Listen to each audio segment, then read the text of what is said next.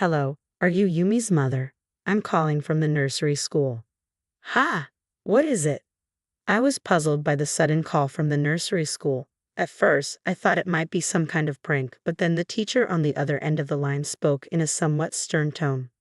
Could you please come to pick up Yumi? The time we can keep her has already passed. I couldn't comprehend what I was hearing. I am sorry, but my daughter passed away a month ago. My name is Hazel. I'm 28 years old, and I work as a company employee. Currently, I'm dating a man named Nathan. We met at a mixer, and since we were the same age and had similar interests, we hit it off. He seemed like a typical company employee, stable, calm, and sensible. These qualities are important to me, especially since we're at an age where marriage is on the horizon. It's no longer just about appearances. Nathan is a kind person who exceeds my expectations and makes me feel at ease.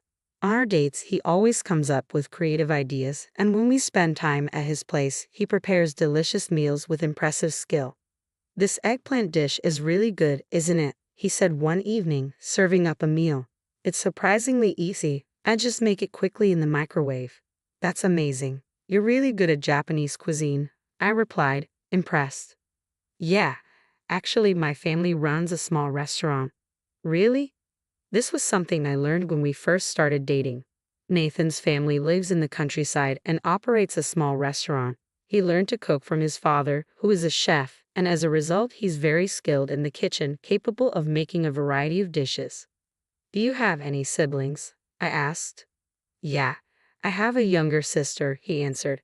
Knowing that he had a sister meant he was the eldest son, which made me wonder if he might take over the family business someday. What are you thinking about doing in the future? With your job, I inquired. After a pause, he replied, after working at the company for a bit longer, I plan to return to my hometown and take over the family's small restaurant. I think I'll start with a training period. Oh, is that so? I was a bit taken aback by his plans. If we were to get married, I'd have to leave my current job and move with him. I work as a web designer, and I really enjoy my job. I hadn't considered quitting anytime soon, but at the same time, I wanted to be with Nathan. Before I knew it, I found myself discussing this dilemma with a senior colleague at work. Then why don't you try applying for remote work? She suggested. Really? The advantage of our job is that we can do it anywhere as long as we have a computer. If you manage your work properly, some companies will allow you to work from home. I'm sure your company can accommodate that too. Is that so? Hearing her words filled me with hope. This meant I could continue my current job even if I moved with Nathan.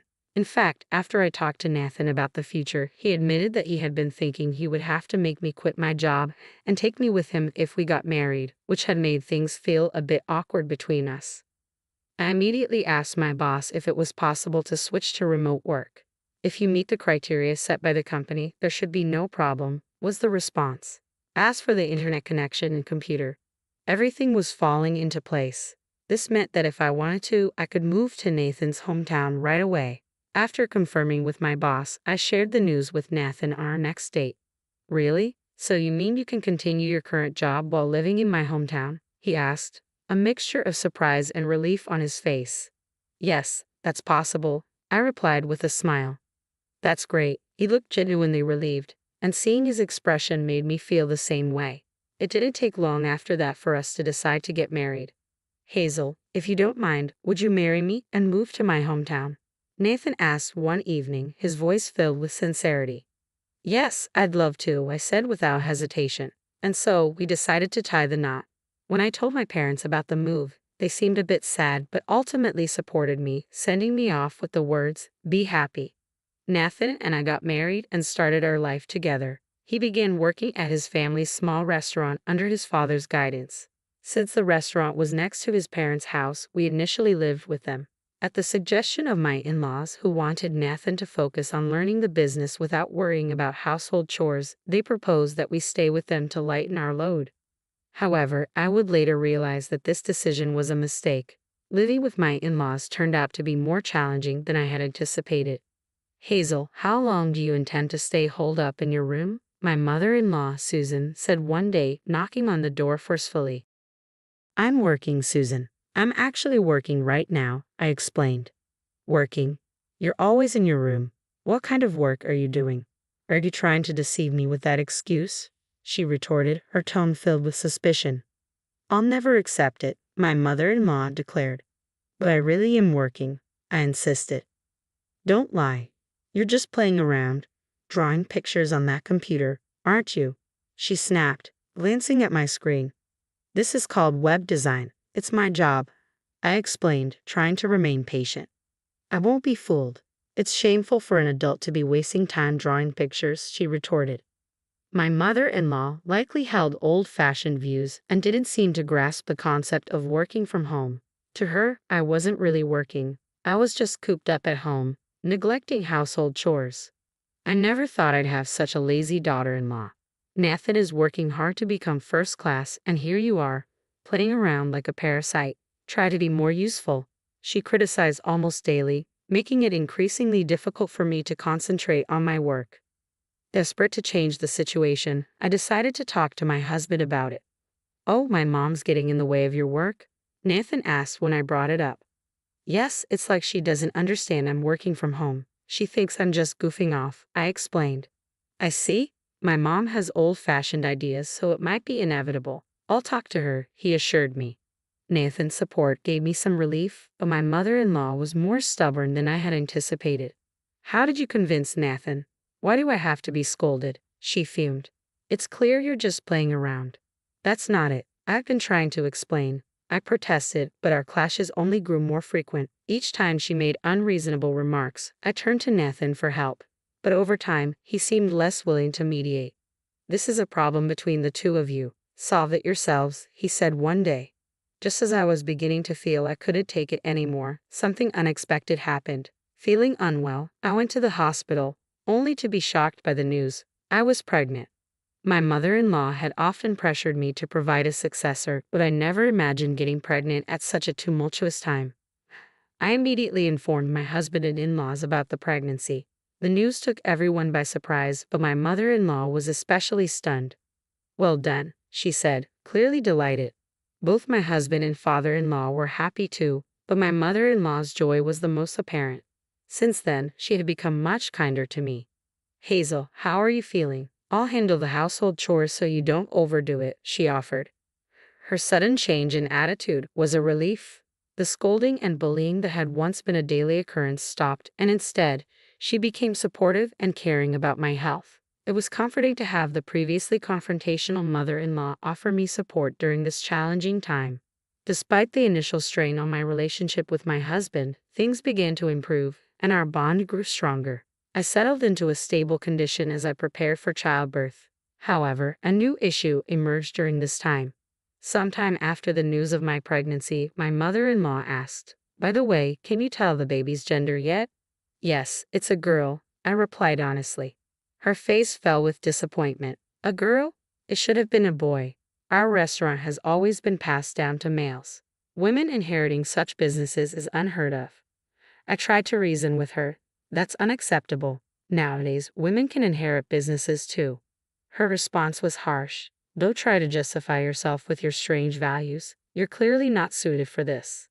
Although my father-in-law and husband were slightly disappointed that the baby wasn't a boy, they weren't as upset as my mother-in-law. However, her disapproval quickly turned into hostility. Having no heir means you're worthless. How long are you going to stay in bed? Get up and do some housework, she demanded. I'm sorry, but I've been really sick with morning sickness, I explained. Don't be so spoiled. Pregnancy is not an illness. Get moving, she shouted as she came to wake me. Facing both poor health and harsh treatment, I decided to go against my in-laws' wishes and return to my parents' house for the birth. Spending time at my parents' home felt like a long-awaited relief. While I found great relief both mentally and physically during my time at my parents' home, it was clear that my stay with my in-laws had been a significant source of stress. After some time at my parents' place, my daughter was finally born. My husband and I had chosen the name Yi for her, and she was absolutely adorable. I made a firm promise to protect her with all my heart. Perhaps because the hospital where I gave birth was in my hometown, none of my in-laws visited. Not even once. I had hoped my husband would come, but he couldn't make it due to the restaurant's demands. After resting and regaining my health, I decided to return to my in-laws' home, but I quickly regretted it. My mother-in-law greeted me with an angry expression. You've taken your sweet time bringing back my grandchild. Why the delay? I'm sorry. I needed some rest, I explained. Rest? We've been incredibly busy. What do you mean by busy? She retorted. The restaurant was featured in magazines and on TV, and we've been fully booked every day. I even had to help out there, I said. I see. That's why I need you to come to the restaurant immediately, my mother-in-law demanded. Feeling overwhelmed, I saw no other option. My husband also urged me to help, explaining that the restaurant was in trouble. Reluctantly, I put my daughter in daycare and began assisting at my in-laws' restaurant. The real challenge started then. I had to work at the restaurant every day, manage all the household chores, and care for my child. My health was deteriorating, and on top of that, I was subjected to constant verbal abuse from my mother-in-law, which pushed me to my mental limits. Amidst all this, one day, I suddenly collapsed and was diagnosed with a stress-induced gastric ulcer. After regaining consciousness, I explained my situation to the doctor, who advised that I would need a longer hospital stay than usual. When I informed my mother-in-law, her response was devoid of concern. What a troubled woman, she said dismissively over the phone. Meanwhile, my husband apologized, saying, I'm sorry for pushing you too hard. But it felt too little, too late. I couldn't shake the feeling that he too was responsible for letting things spiral so badly. During my hospital stay, Rose, who worked at a small restaurant, came to my aid. I'll take care of you, she said. I'll handle the drop-offs and pickups for your daughter. Thank you so much, I said, deeply relieved. Rose's help with daycare was a lifeline, allowing me to focus on my recovery with some peace of mind. However, a few weeks into my hospitalization, I received a frantic call from my husband. Hazel, please calm down and listen. Yumi, she's died. She was caught in a big fire, and her body couldn't be saved. The words struck me like a blow, and I could barely process the news. I'm sorry, but I'm also suffering, he said. The shocking news left me deeply unsettled. When I returned to my in-laws' home after being discharged, I was met with the grim sight of an urn containing my daughter's ashes. Overwhelmed with grief, I was further stunned by my husband's next statement. I'm giving you this urn and asking for a divorce. I can't continue our marriage with the loss of our daughter and the ongoing issues with my mother. I understand if you're fed up with the situation. I am, I said. I'm done with your mother's bullying and your inability to protect me. I'll leave. Determined to move on, I decided to leave my in-laws' home and pursue a divorce. When I returned to my parents' house, their warm welcome provided a much-needed source of comfort in the depths of my sorrow. When I explained my situation to my company where I had been taking time off, they were understanding and allowed me to extend my leave. After a month of rest, I received an unexpected phone call. Hello, is this Yumi's mother? This is a staff member from the nursery. Why are you calling? I was initially puzzled and thought it might be a joke. But the voice on the other end was stern. Could you please come and pick up Yumi? It's past the time we can keep her. Confused, I replied, I'm sorry, but my daughter passed away a month ago. The teacher's tone shifted to anger. Why would you say such a thing? It's unthinkable to neglect your own child. Please come quickly. Overwhelmed by their reaction, I rushed to the nursery. To my shock, I found Yumi there, alive and laughing joyously. The relief of seeing her safe was immense. A teacher approached me, clearly having realized the misunderstanding. We were told by your mother-in-law that you were too busy to pick up Yumi, so she's been bringing her here daily. Hearing that my mother-in-law had falsely claimed Yumi was in my care while she was actually alive at the nursery filled me with rage. My contact information was listed as the emergency contact, which is why the nursery had called me. My husband and father-in-law had deceived me, and I was furious. Taking Yumi, I returned to my parents' home. As I settled in, I received a call from an unknown number. It was my mother-in-law. Why did you take Yumi back without permission? She yelled. I retorted, why did you lie about Yumi's death? I found out she was alive and left at the nursery. If you all want to lie to make things easier for yourselves, that ends now. I will raise my daughter myself. Do as you like, but don't contact me again. My mother-in-law was silent and then hung up. Fueled by anger, I resolved to uncover the full truth about the situation. I went to my in-laws' house armed with important documents. What are you doing here?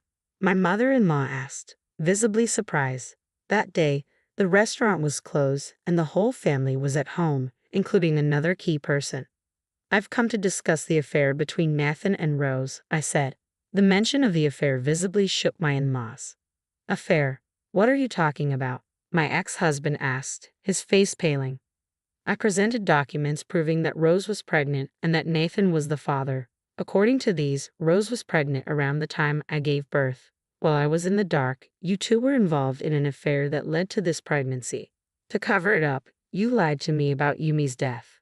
Their faces turned even whiter as they absorbed my words. I'm relieved that Yumi is safe, but I will be demanding compensation for my mental distress and child support, I declared. My ex-husband began to apologize profusely. I'm truly sorry. It was wrong. This was all my mother's idea, and I was against it. We intended to put Yumi in a child welfare institution. Child welfare institution? What are you talking about? I demanded. He revealed a shocking truth. The plan had been to fake Yumi's death and place her in a child welfare institution to avoid paying compensation and child support. My anger reached its peak. I'm truly sorry. Please, I beg you to overlook the compensation and child support, he pleaded. There's no way I can forgive that. I'm going to sue you. Be prepared, I replied, and left the house. Following these events, I demanded compensation from Nathan and Rose and sought child support from my ex-husband. I also detailed the situation to neighbors, regular customers of the restaurant, and mothers from the nursery school. The scandal spread quickly, tarnishing my in-laws' reputation. As word spread on social media and even new customers who had heard about the restaurant through magazines stopped coming, the family's small restaurant was forced to close within a year. It felt like just deserts for their despicable actions.